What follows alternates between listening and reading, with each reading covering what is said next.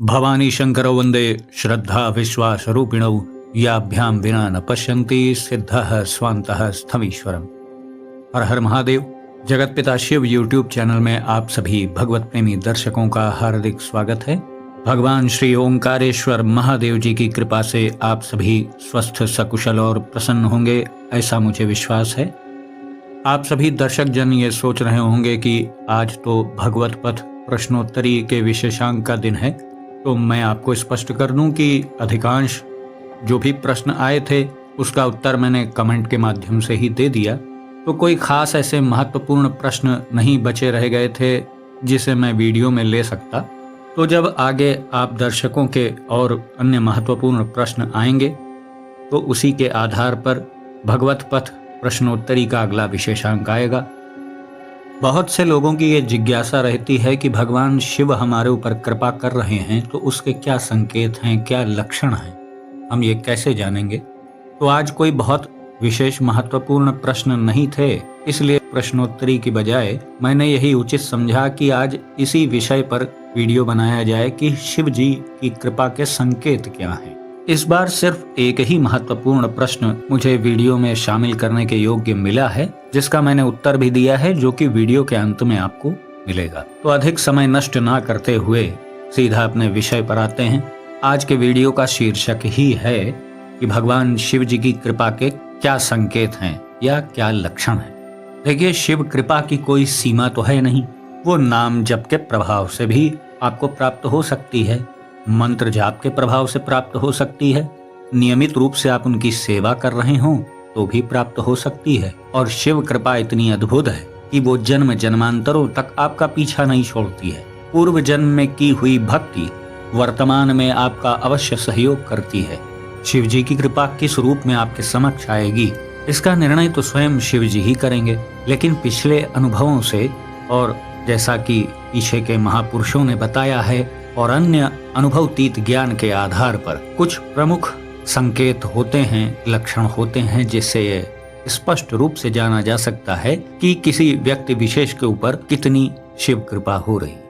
इसी क्रम में पहला संकेत है कि जन्म के समय से ही शरीर पर अपने इष्ट देव से संबंधित किसी चिन्ह का होना। इसमें अधिकांशतः त्रिशूल का चिन्ह ही होता है, जो बहुत से लोगों की हथेली पर होता है, हस्तरेखाओं के साथ मिलकर उसका निर्माण होता है। किसी किसी के आज्ञा चक्र पर भी त्रिशूल का चिन्ह देखा जाता है। हालांकि इसमें कोई सीमा नहीं है, आपके शरीर पे किसी भी अंग में आपके इष्ट देवता के चिन्ह हो सकते हैं।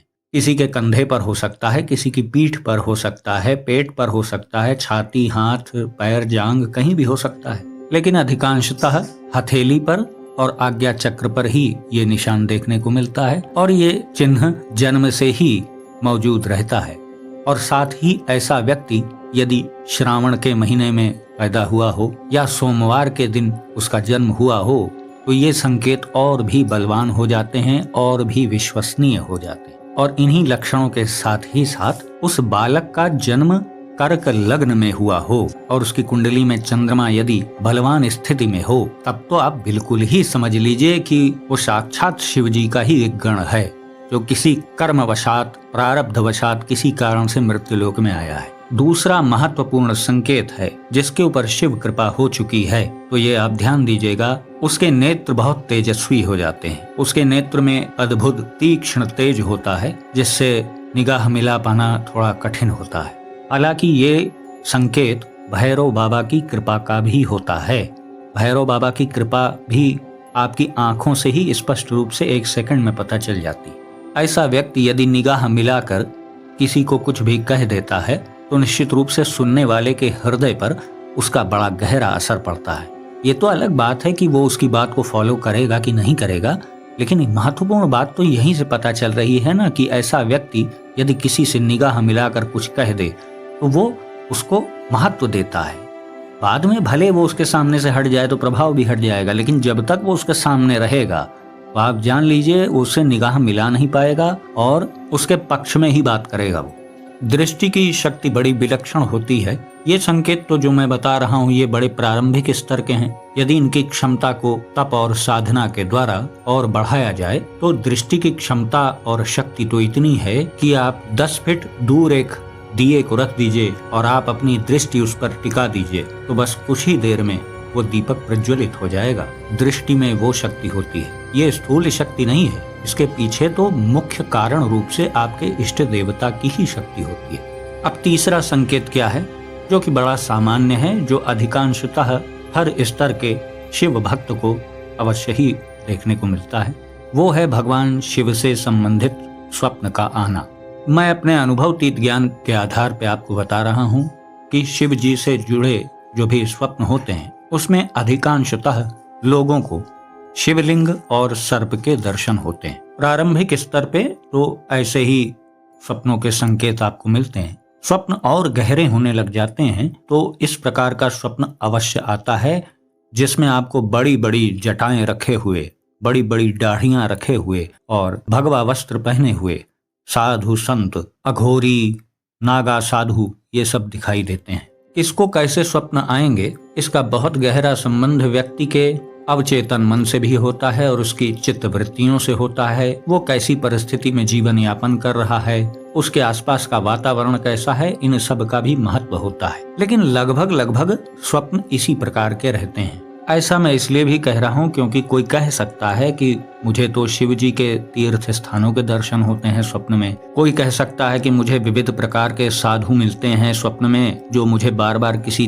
तीर्थ विशेष की ओर जाने के लिए प्रेरित करते हैं। कोई ये कह सकता है कि उसे शिवलिंग की सेवा करते हुए ऐसा दर्शन हो रहा है, या शिवलिंग पे दूध चढ़ा रहा है वो उसे ऐसा दर्शन होता है स्वप्न में। कोई ये भी कह सकता है कि उसे स्वप्न में ऐसा दिख रहा है कि वो ध्यानस्थ है, ध्यान में बैठा हुआ है, शिव जी का ध्यान कर रहा है। विविध प्रकार के स्वप्न सबके चित्त वृत्तियों के अनुसार आ सकते हैं। शिव कृपा का अब चौथा महत्वपूर्ण संकेत है ध्यान में अप्रत्याशित सफलता।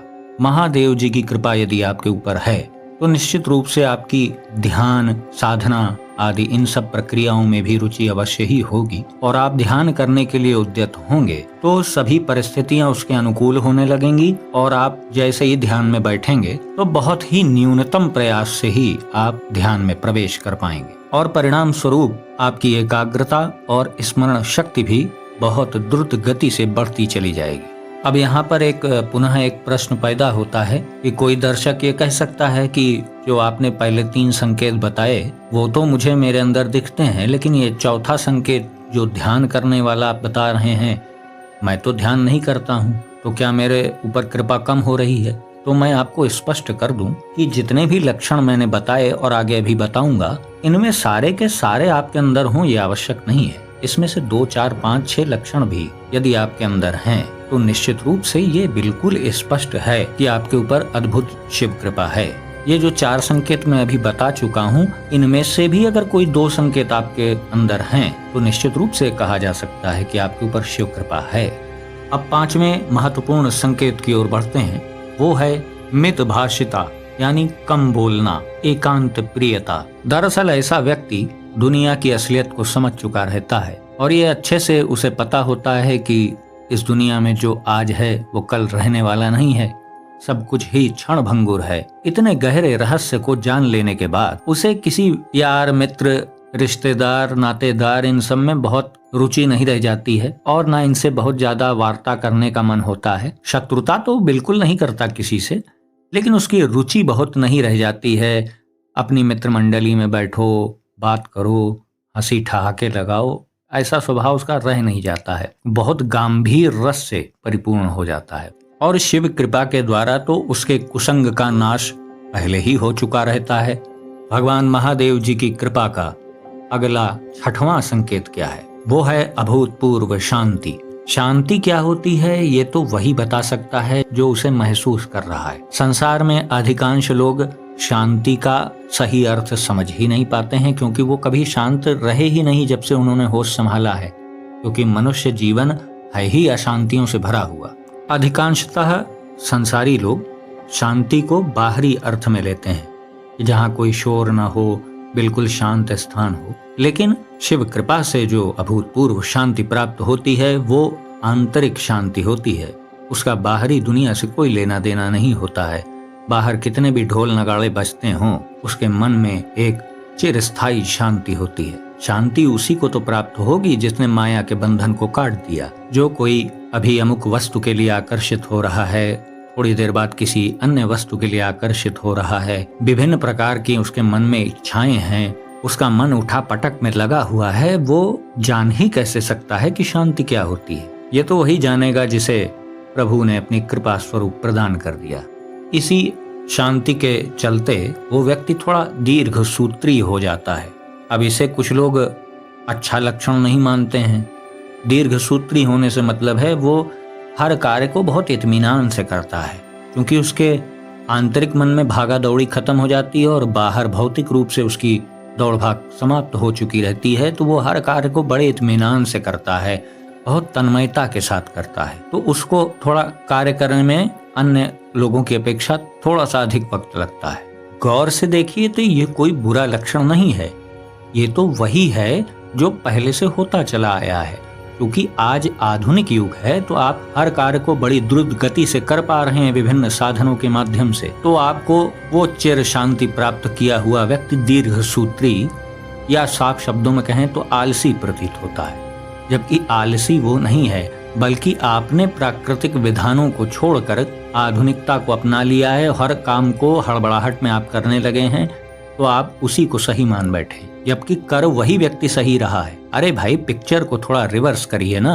आज से 50 साल पहले चले जाइए, जीवन कितना शांत था, है ना? तब इतनी शांति की चर्चा नहीं होती थी, ना शांति जैसे छोटे शब्द पे बड़े बड़े लेक्चर दिए जाते थे, ना इतनी मानसिक बीमारियां होती थी, ना अनिद्रा का रोग था किसी को, ना कोई डिप्रेशन में जाता था। मात्र 50 साल पीछे तो जीवन शैली बिगाड़ करके हम लोगों ने नए नए प्रतिमान बना दिए हैं। तो उसी के आधार पर हम लोग जो प्राकृतिक हमारा व्यवहार है उसका भी मूल्यांकन करते रहते हैं। अगला 7वां संकेत है वाणी में ओज।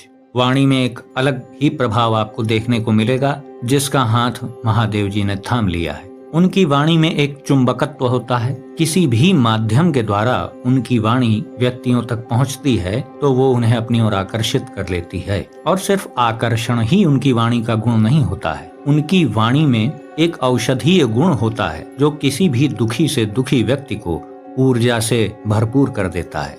किसी निराश व्यक्ति के मन में आशा की किरण पैदा कर देता है। क्योंकि भागवतिक ऊर्जा से संपन्न उसकी वाणी होती है, इसलिए उसकी वाणी के प्रति लोगों का बहुत विश्वास भी होता है।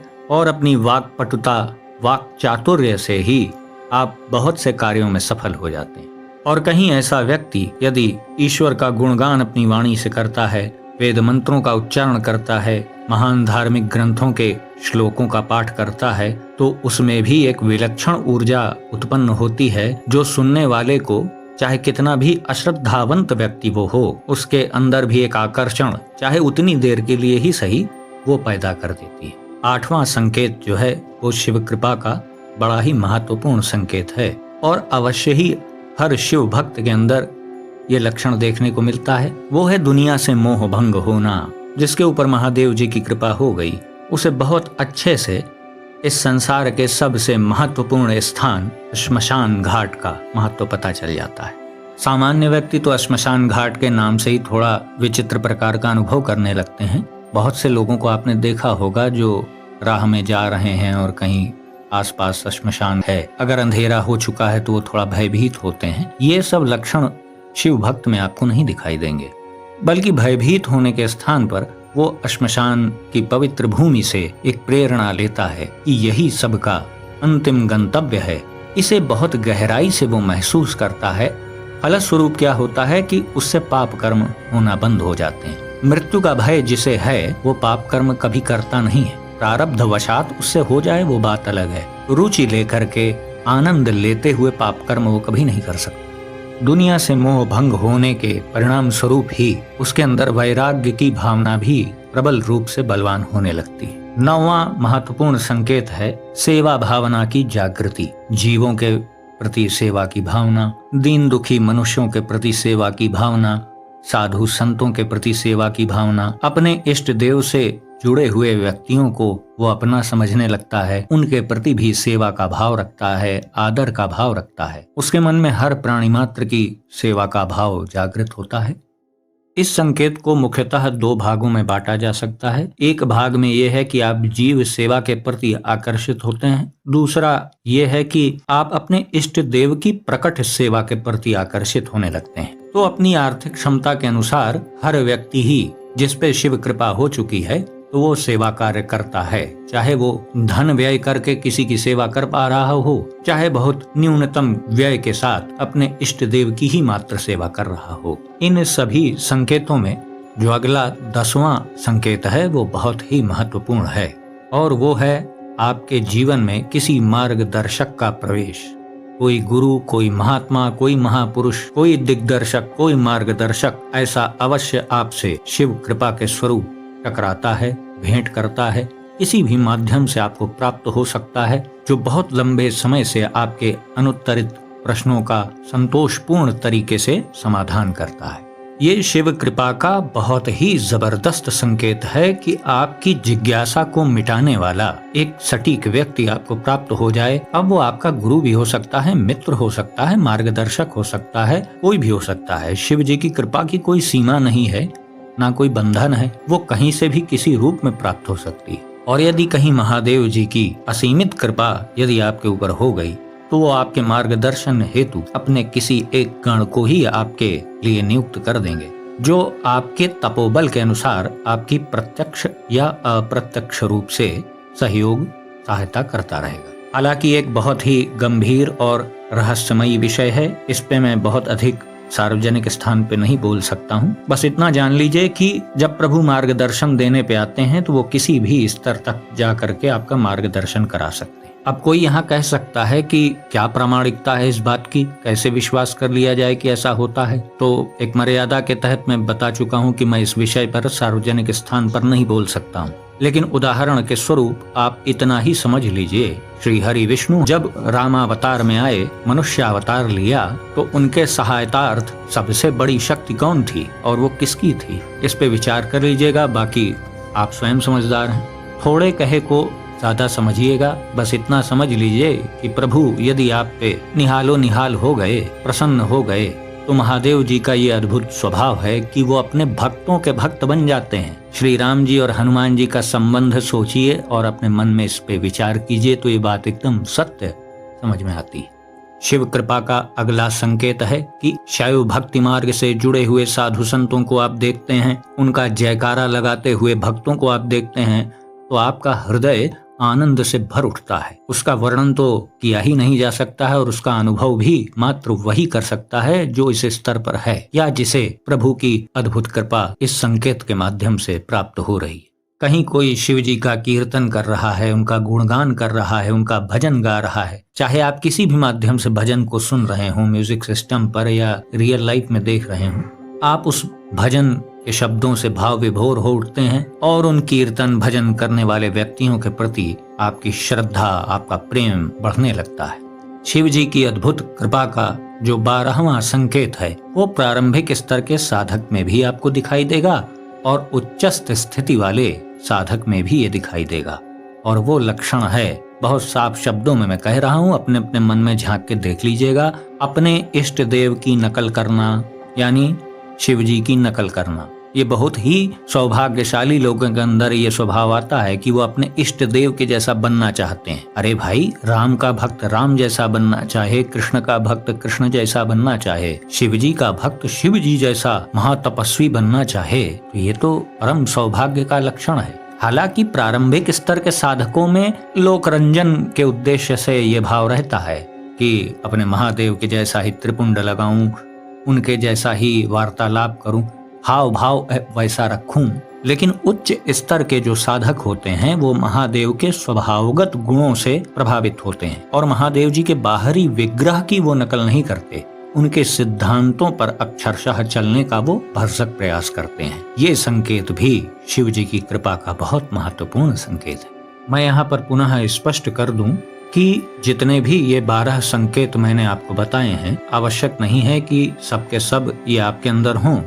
इनमें से कोई 4-5 संकेत भी यदि आपको देखने को मिल रहे हैं, तो निश्चित रूप से कहा जा सकता है कि भगवान महादेव जी की अद्भुत कृपा आपके ऊपर है। आप अपनी पूरी एकाग्रता को प्रभु के नाम जाप में लगाएं, अधिक से अधिक अपनी चित्त वृत्ति को अपने इष्ट देव के साथ जोड़ कर रखें, तो आने वाले भविष्य में बहुत शीघ्र ही, बहुत अधिक समय नहीं लगना है, आप अपने इष्ट देव के प्रति सफलता की सीढ़ियों को चढ़ते चले जाएंगे। जैसा कि मैंने वीडियो के प्रारंभ में आप सभी से बताया था कि वीडियो के अंत में मैं एक महत्वपूर्ण प्रश्न का उत्तर दूंगा। एक दर्शक ने ये प्रश्न किया है, मैं उनका नाम नहीं ले रहा हूँ, जिनका प्रश्न है वो समझ जाएंगे। उन्होंने पूछा है, प्रणाम गुरुजी, जैसे किसी का पति अधर्माचरण से यानी अनीतिपूर्ण कार्यों से धन कमाए, लेकिन इस कार्य में उसकी पत्नी का सहयोग न हो, बल्कि उसकी पत्नी उसे रोके, ये कार्य तो गलत है, तो भी वो न माने और पाप कर्म में लिप्त रहे, तो क्या उसके पाप कर्मों का परिणाम उसके पत्नी और बच्चों को भी भुगतना होगा? देखिए, इसके उत्तर के संबंध में शास्त्रों में कहा ही गया है कि अवश्यमेव भोक्तव्यम कृतम कर्म शुभाशुभम, अर्थात हम जो भी शुभ अशुभ कर्म करते हैं उसको तो भुगतना ही पड़ेगा। लेकिन यहाँ प्रश्न आपका ये है कि कर्ता को भुगतना पड़े तो समझ में आता है, लेकिन उससे संबंधित उसकी पत्नी, उसके बच्चों को भी क्या भुगतना पड़ेगा? इसका उत्तर थोड़ा पेचीदा है। आपने ये प्रश्न पत्नी और बच्चों के संबंध में ही क्यों किया? क्योंकि आपको भी ये पता है कि किसी भी व्यक्ति विशेष से सबसे गहराई से उसकी पत्नी उसके साथ जुड़ी हुई होती है या उसके बच्चे। आपने ये तो नहीं पूछा कि वो पाप कर्म करने वाले व्यक्ति के रिश्तेदार को, पड़ोसी को तो नहीं भुगतना होगा, ये आपने नहीं पूछा, क्योंकि ये पहले से ही आपको भी स्पष्ट है कि पति से उसकी पत्नी और उसके बच्चों का बड़ा गहरा संबंध होता है। जब कोई पुरुष कोई उपलब्धि लेकर के घर में आता है तो सभी उस पर प्रसन्न होते हैं, सभी परिवार के सदस्य उस पर अपना अधिकार समझते हैं, उसकी उपलब्धियों को अपनी उपलब्धि समझते हैं। भाई, पति की कमाई में परायपन का भाव कौन रखता है? सभी तो ये सोचते हैं ना कि मेरे पति का जो धन है वो मेरा ही है। यही उसका उत्तर छुपा हुआ है। यदि आप उसके किए हुए कर्मों यानी उससे उत्पन्न लाभ को अपना मान रहे हैं, तो उससे उत्पन्न हानि में भी आपको हिस्सा चुकाना पड़ेगा। इस पे लाख कोई अपने अपने तर्क देते हों, लेकिन ये बड़ा स्पष्ट सी बात है। यदि कोई धर्मनिष्ठ महिला है और उसका पति अधर्म आचरण से युक्त है, तो यहाँ गहराई से समझने वाली बात है कि उस अधर्माचरण युक्त व्यक्ति के साथ वो धर्मनिष्ठ स्त्री कर क्या रही है, किस वजह से उसका संबंध उससे हो गया। वो तो धर्मनिष्ठ है, तो उसकी संगत ऐसे व्यक्ति के साथ कैसे हो गई? यहीं पे उत्तर छुपा है कि आपके भी पूर्व जन्म के कृत कर्म के अनुसार आपका विवाह वहाँ होना था। कुछ भी अपनी मर्जी से नहीं हो रहा है। आप ये स्वीकार भी तो कर रहे हो कि आप उन्हें समझाते हो, सद्बुद्धि देते हो कि भाई ये कार्य गलत है, इसे मत करो। तो क्या वो मान ले रहे हैं क्या आपकी बात? आप तो धर्माचरण से युक्त हैं, आपकी वाणी का प्रभाव उनके ऊपर पड़ जाना चाहिए। नहीं पड़ रहा है, इससे ये स्पष्ट है आप भी अपने कर्मों का एडजस्टमेंट कर रहे हैं और आपके पति देव भी अपने कर्मों के अनुसार ही क्रिया कर रहे हैं जो उनको लिख दिया गया है करने के लिए। अब बात आती है बच्चों की। शास्त्रों में तो संतान को माता पिता की आत्मा का ही अंश माना गया है। अभी कोई व्यक्ति है वो अपने सर पे बहुत लंबा कर्ज रख करके मर जाए तो उसके बच्चों से ही तो लोग आकर के वसूली करेंगे। जो लोग भी ये कहते हैं कि आपके बस पुण्य कर्मों में ही आपकी पत्नी और बच्चों का हिस्सा होगा, आपके पाप कर्म तो आपको अकेले ही भुगतने होंगे, ये अधूरा सत्य है। यहाँ पर गौर से सोचने वाली बात है कि यदि पत्नी का हिसाब किताब, लेखा जोखा अपने पति से बिल्कुल अलग है, तो वो उसके साथ कर क्या रही है? बस इसी प्रश्न का उत्तर मुझे कोई दे दे। दो स्वतंत्र व्यक्ति जिनका प्रारब्ध बिल्कुल अलग अलग है, उनमें वैवाहिक संबंध हो ही नहीं सकता है कभी। मैं यहाँ पे ये सिद्ध नहीं करना चाह रहा हूँ कि आपके पति देव अधर्म आचरण से युक्त हैं तो आपका भी उसमें योगदान है, ऐसा नहीं है। लेकिन पीछे जो कर्म आपसे हो चुके हैं उसी का परिणाम आपको मिल रहा है। हर व्यक्ति अपने कर्मों का ही तो परिणाम भुगतता है। इसमें भावुकता में आने की आवश्यकता नहीं है। इसको टेक्निकली समझने की कोशिश करिए। अब अंतिम में इसका निष्कर्ष क्या है? अगर ऐसी परिस्थिति में कोई महिला है तो हालांकि जिसके ऊपर ये गुजर रहा है वही समझ सकता है, बोलने वाला तो कुछ भी बोल सकता है। देखिए, इसका सीधा सा रास्ता ये है कि हमेशा बात की मूल में, उसकी जड़ पे जाना चाहिए। भाई, बात ये है कि आपके पतिदेव अगर सद्वृत्तियों को धारण कर लें, अच्छे आचरण से युक्त हो जाएं, तो सारी समस्या मिट जाएगी। उसका एक ही रास्ता है, प्रभु की शरण। और प्रभु की शरण वही लेता है जिसके पीछे का अकाउंट पाप कर्मों से भरा हुआ नहीं रहता है। पीछे के पापों को नष्ट करने का सहज और सरल माध्यम है प्रभु के नाम का जाप। लेकिन दुर्भाग्यवश इतने सरल काम में भी लोगों की रुचि नहीं हो पाती। तो आप जान लें कि सारी समस्या का हल ये है कि आप अपने पति देव को सद्वृत्तियों की ओर बढ़ने की प्रेरणा दीजिए, धर्म पथ पे चलने की प्रेरणा दीजिए, दुर्वृत्तियों को छोड़ें, अधर्म आचरणों से तौबा कर लें। लेकिन आप ये ध्यान रखिए कि आप सिर्फ प्रयास ही कर सकते हैं, उसका क्रियान्वयन